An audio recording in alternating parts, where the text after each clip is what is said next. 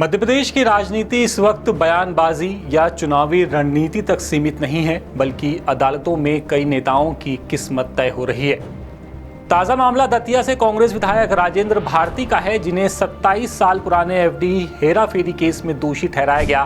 Court ने उन्हें 3 साल की सजा सुनाई है। हालांकि उन्हें जमानत मिल गई, लेकिन अब बड़ा सवाल उनकी विधायकी को लेकर के है। पर राजेंद्र भारती ही एकमात्र विधायक नहीं है जिनकी किस्मत कोर्ट के हाथों में है, बल्कि लिस्ट थोड़ी सी लंबी है। इसमें मुकेश मल्होत्रा, निर्मला सप्रे, आरिफ मसूद, गौतम टेटवाल, संजय पाठक जैसे नेता भी शामिल हैं।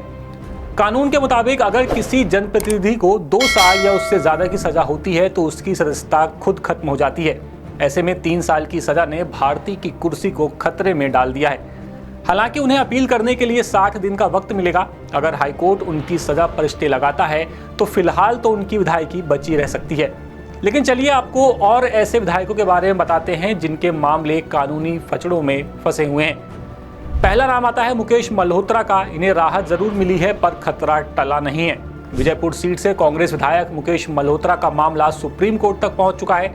सुप्रीम कोर्ट ने फिलहाल उन्हें राहत देते हुए उनकी विधायकी बरकरार रखी है। साथ ही शीर्ष अदालत ने हाईकोर्ट की ग्वालियर बेंच के उस आदेश पर भी रोक लगा दी जिसमें रामनिवास रावत को विधायक घोषित किया गया था। ये राहत पूरी तरह से आज़ादी नहीं है। कोर्ट ने ये साफ किया कि अंतिम फैसला आने तक वो राज्यसभा चुनाव में वोट नहीं डाल पाएंगे। साथ ही उन्हें विधायक के तौर पर मिलने वाले वेतन और भत्ते भी फिलहाल नहीं मिलेंगे। इस मामले की अगली सुनवाई 23 जुलाई को तय की गई है, यानी उनकी कुर्सी अभी भी अनिश्चितता में है। मल्होत्रा पर चुनाव के दौरान जानकारी छिपाने का आरोप है। अगला नाम है निर्मला सप्रे का। दल बदल का आरोप है इनके ऊपर। कोर्ट में केस है। सागर जिले की बिना सीट से विधायक निर्मला सप्रे का मामला दल बदल कानून से जुड़ा हुआ है। साल 2023 में कांग्रेस के टिकट पर चुनाव जीतने वाली निर्मला सप्रे 5 मई 2024 को लोकसभा चुनाव प्रचार के दौरान मुख्यमंत्री डॉक्टर मोहन यादव के साथ बीजेपी के कार्यक्रम में नजर आई थी। इसके बाद उन्हें बीजेपी में शामिल होने की चर्चाएं काफी तेज हो गईं। नेता प्रतिपक्ष उमंग सिंघार ने उनकी सदस्यता खत्म करने के लिए स्पीकर के पास याचिका दायर की, जिसमें संविधान की 10वीं अनुसूची का हवाला दिया गया। जब इस पर कोई फैसला नहीं हुआ तो मामला हाईकोर्ट पहुंचा।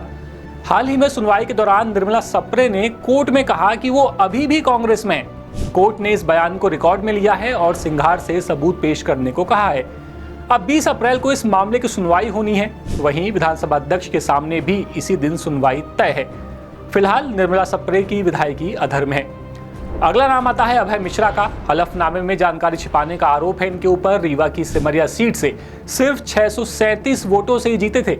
अभय मिश्रा की कानूनी जो लड़ाई है काफी लंबी है। जबलपुर हाईकोर्ट ने उनकी जीत को चुनौती देने वाली याचिका को खारिज करने से इनकार करते हुए केस के ट्रायल को आगे बढ़ा दिया है। बीजेपी के प्रत्याशी कृष्णपति त्रिपाठी ने आरोप लगाया कि मिश्रा ने नामांकन के दौरान अपने शपथ पत्र फॉर्म 26 में आपराधिक मामलों की जानकारी छिपाई।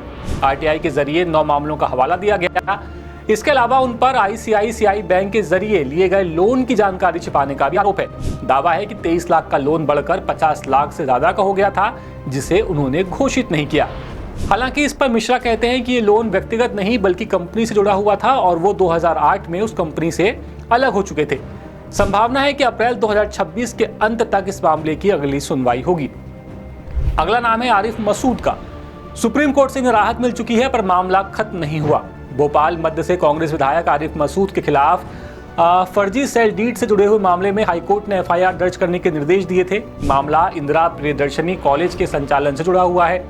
हाईकोर्ट ने पुलिस कमिश्नर को एफआईआर दर्ज करने और डीजीपी को एसआईटी गठित करने के निर्देश दिए। मसूद ने इस आदेश को सुप्रीम कोर्ट में चुनौती दी, जहां उन्हें राहत मिली। सुप्रीम कोर्ट ने हाईकोर्ट के अंतरिम आदेश को निरस्त करते हुए कहा कि सरकार का पक्ष सुने बिना ऐसा आदेश देना ठीक नहीं है। हालांकि सुप्रीम कोर्ट ने यह भी साफ किया है कि मामला अभी हाईकोर्ट में पेंडिंग है और वहीं पर मेरिट के आधार पर फैसला होगा।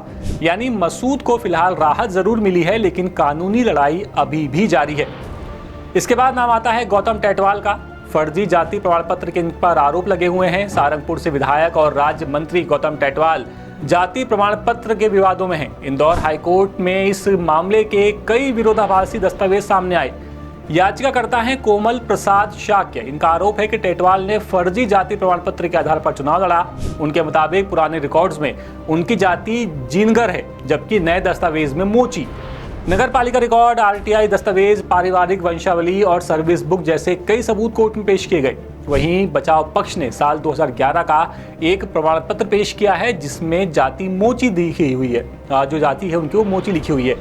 याचिकाकर्ता ने इस प्रमाण पत्र को संदिग्ध बताया है। इस पूरे मामले में अब कोर्ट को तय करना है कि कौन सा दस्तावेज सही है। फिलहाल ये विवाद टेटवाल के लिए संकट बना हुआ है। अगला नाम है संजय पाठक का।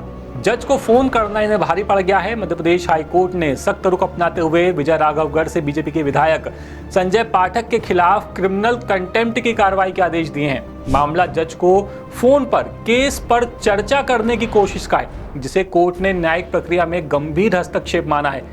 हाईकोर्ट ने इस केस को अत्यंत गंभीर मानते हुए स्वतः संज्ञान लिया और साफ किया कि न्यायपालिका की स्वतंत्रता से किसी भी तरह का समझौता स्वीकार नहीं किया जाएगा। कोर्ट के आदेश के बाद अब विधायक संजय पाठक के खिलाफ क्रिमिनल कंटेम्प्ट का मामला दर्ज होगा। ये मामला कटनी के सामाजिक कार्यकर्ता आशुतोष दीक्षित की याचिका से सामने आया। याचिका माइनिंग से जुड़े हुए आरोपों को लेकर दायर की गई थी, जिसमें विधायक पर गंभीर सवाल उठाए गए थे। तो ये है वो विधायक जो मध्य प्रदेश में किसी ना किसी तरह से कानूनी पचड़े में फंसे हुए हैं और इनके ऊपर जो आरोप है वो काफी गंभीर है। कोई सीधे जज को फोन कर रहा है तो कोई विधायक कभी कांग्रेसी होने का दावा करता है तो कभी बीजेपी की रैली में दिखाई देता है। अब देखते जाइए आगे आगे कोर्ट में क्या होता है। फिलहाल इस खबर में इतना ही। अपडेट्स के लिए आप बने रहिए 10 सूत्र के साथ। नमस्कार। लेटेस्ट, इन्वेस्टिगेटिव और इन डेप्थ खबरें देखने के लिए ज्वाइन कीजिए 10 सूत्र का व्हाट्सएप चैनल, सब्सक्राइब कीजिए यूट्यूब चैनल, लाइक कीजिए फेसबुक पेज और पढ़ते रहिए www.dasootra.com।